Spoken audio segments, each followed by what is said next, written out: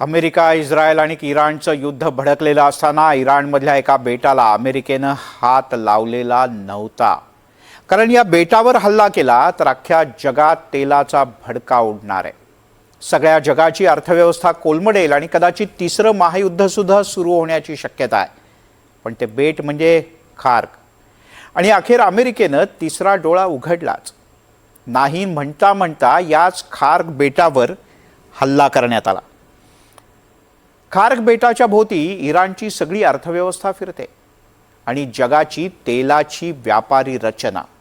खार्कला इराणचं कोहिनूर म्हटलं जातं आणि आता अमेरिकेनं खार्कवर हल्ला केल्यानंतर फक्त 3 देशच नव्हे तर आखातातल्या आणखीन एकही देशांची या युद्धात एंट्री होणार असं जवळपास स्पष्ट झालंय.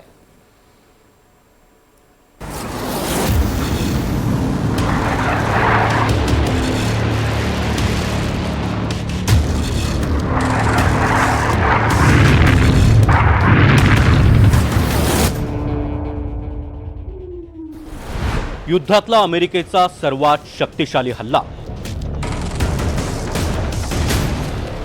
इराणच्या पॉवर हाऊसवर अमेरिकेचा घाव.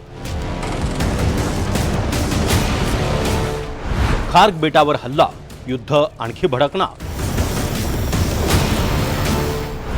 तेलाची लागली वाट, इतर देशही युद्धात उतरणार.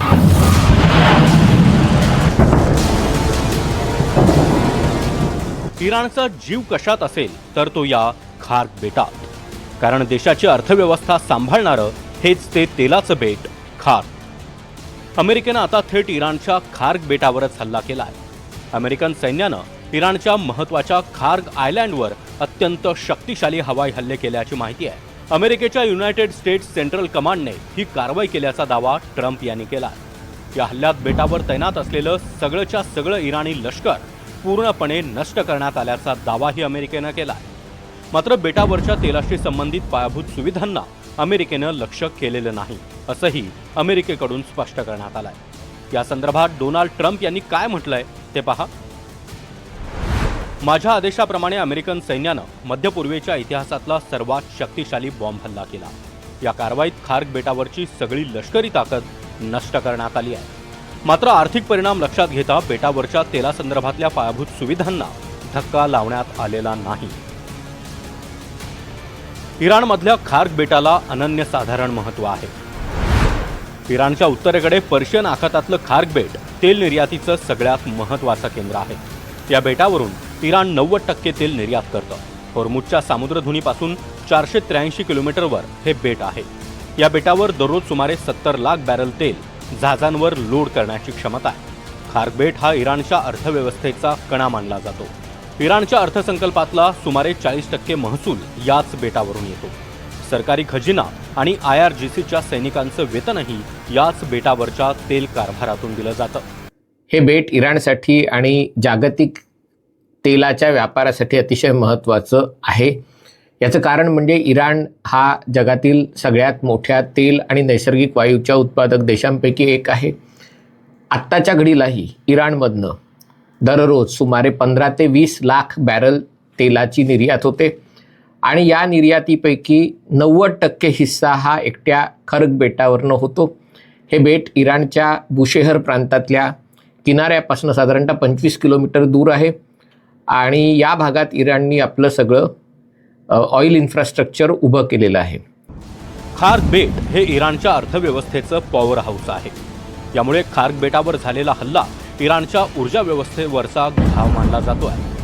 गेली 15 दिवस युद्ध भडकलेलं असताना अमेरिकेनं या खार्क बेटाला लक्ष केलेलं नव्हतं. त्यामागे जगाचं तेलाचं गणित होतं. मात्र सौदी अरेबियातल्या प्रिन्स सुलतान एअरबेसवर इराणनं केलेल्या मिसाईल हल्ल्यात अमेरिकेची इंधन भरणारी 5 विमानं नष्ट झाली आहेत आणि त्यात अमेरिकेचे 6 सैनिक ठार झाले आहेत. त्यानंतर ट्रम्प यांनी खार्क बेटावर हल्ला चढवला.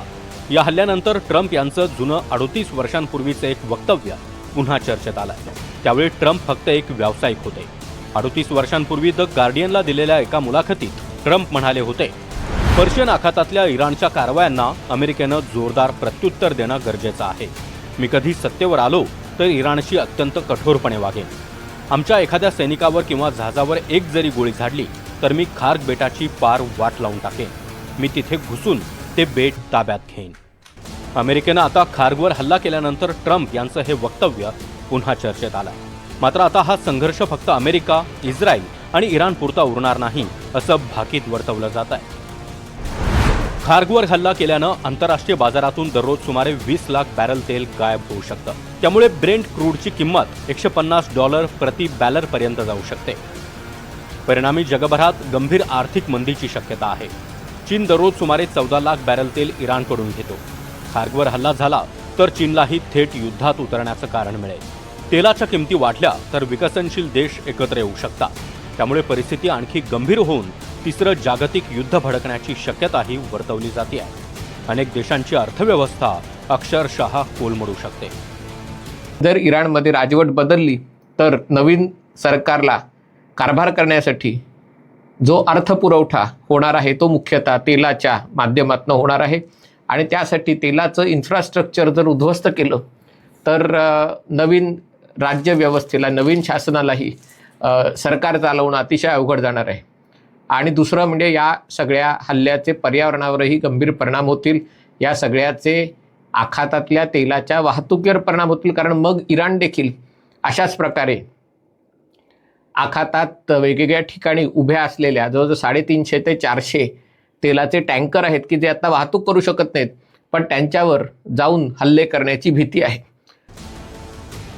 खार्ग बेटावर अमेरिका हल्ला करणार नाही अशी अटकळ बांधली जात होती. मात्र अमेरिकेनं आता खार्गवर देखील हल्ला केला आहे आणि त्यामुळेच हे युद्ध इतक्यात संपणार नाही असे संकेतच अमेरिकेनं दिले आहेत. Bureau report, NDTV Marathi, Mumbai.